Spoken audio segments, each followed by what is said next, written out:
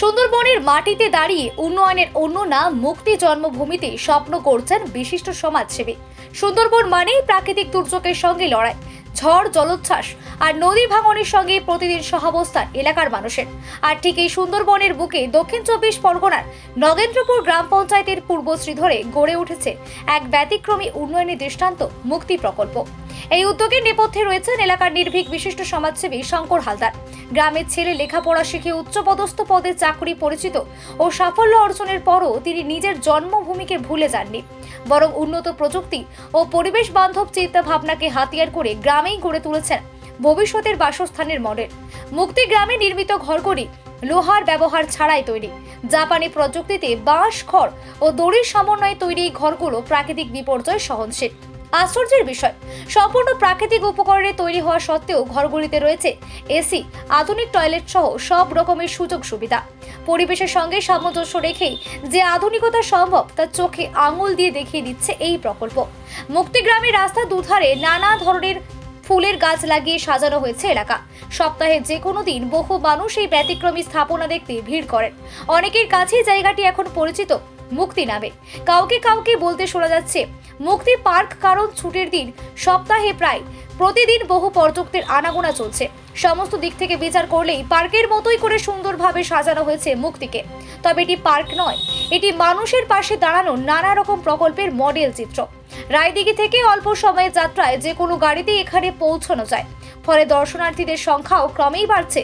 তবে মুক্তি সংস্থার কাজ শুধু সুন্দরবনেই সীমাবদ্ধ নয়। শঙ্কর হালদারের নেতৃত্বে দেশের বিভিন্ন প্রান্তে বর্তমানে 45টি প্রকল্প মানুষের সেবায় কাজ করছে।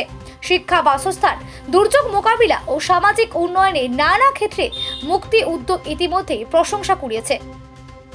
তা সত্ত্বেও অর্থ বা খ্যাতির পিছনে না ছুটে শঙ্কর হালদার বছরের অধিকাংশ সময় কাটান নিজের গ্রামে। স্থানীয় মানুষের সঙ্গে থেকেই তার সমস্যার সমাধানে কাজ করায় তার কাছে অগ্রাধিকার। তার বিশ্বাস, উন্নয়ন তখনই সার্থক হয় যখন তার সুফল সবার আগে পৌঁছে যায় নিজের মাটির মানুষের কাছে। শহরমুখী সাফল্যের ভিড়ে দাঁড়িয়ে শঙ্কর হালদারের এই উদ্যোগ নতুন করে ভাবতে শেখায় উন্নয়নের অন্য পথও আছে, যে পথে আধুনিকতা ও প্রকৃতি পরস্পরের বিরোধী নয়, বরং একে অপরের পরিপূরক। সুন্দরবনের মাটিতে দাঁড়িয়ে মুক্তি আজ এই যে মুক্তি পার্ক, এখানে যে বাড়িগুলো তৈরি হয়েছে বাঁশের তৈরি, হাজার হাজার বাঁশ দিয়ে তৈরি হচ্ছে, আপনি এলাকাবাসী হিসাবে কতটা মনে করছেন, নিরাপদ মনে করছেন এই ঘরে? এই ঘরে হচ্ছে বাঁশকে ভালো করে হচ্ছে জলে ফেলিয়ে তাকে ভালো করে হচ্ছে চেঁচে পরিষ্কার করে কেমিক্যাল দিয়ে মজবুত করে সেইভাবে লাগানো হচ্ছে। এটাকে, এই ঘরগুলোকে কি ঘর বলা হয়? এটা হচ্ছে ডোমের ঘর। ডোমের ঘর? হ্যাঁ, ডোম ছাদ। এর ছাদও রয়েছে? হ্যাঁ, ছাদ আছে। এতে কি সুবিধা হবে মানুষের? সুবিধা বলতে হচ্ছে এর মানে ইঞ্জিনিয়ার দিয়ে ঘর করা হয়েছে, প্লেয়ার দিয়ে, পোস্টার দিয়ে সেইভাবে মানে চিকে করে দেওয়া আছে যে ঝড় বৃষ্টি এলে ফেলতে পারবে না, সেই সিস্টেম করে ঘর করা আছে। আপনার নাম? আমার নাম বাদল রায়। ইতিমধ্যে বাঁশের তৈরি বাড়ি হচ্ছে, একদম অত্যাধুনিক পদ্ধতিতে প্রচুর বাঁশ ব্যবহার করা হয়েছে। কি বলবেন, এটা কেন হচ্ছে? আমাদের দেখুন, এটা সুন্দরবন অঞ্চল, এখানে গাঙ্গেয় দক্ষিণ প্রচণ্ড ঝড় বৃষ্টির আমাদের এইখানে হয়। এর আগেও আয়লা, আমফান অনেক কিছু হয়ে গেছে। সেহেতু কম খরচার মধ্যে আমাদের এই বাঁশের যে ঘরগুলো করা হচ্ছে, এর মধ্যে এসি লাগছে, এর মধ্যে নানান রকমভাবে আমাদের বাঁশ দিয়ে তৈরি হচ্ছে, মাটি দিয়ে, বাঁশ দিয়ে। এই ঘরগুলো সহজে কিন্তু ভাঙবে না।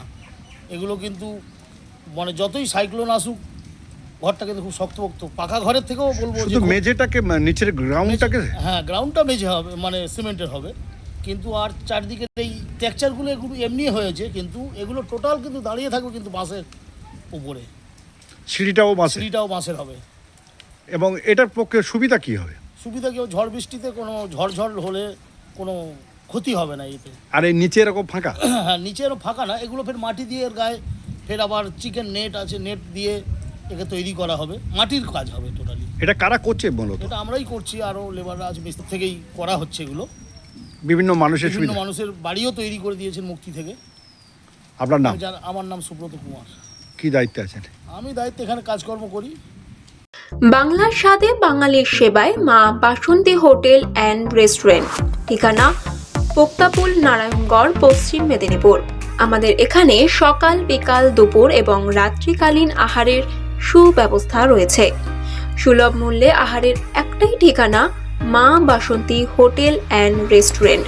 আমাদের এখানে সমস্ত ধরনের খাবার অর্ডার নেওয়া হয়। প্রোপ্রাইটার ঝন্টু গেড়ে। Mobile number 9732543245।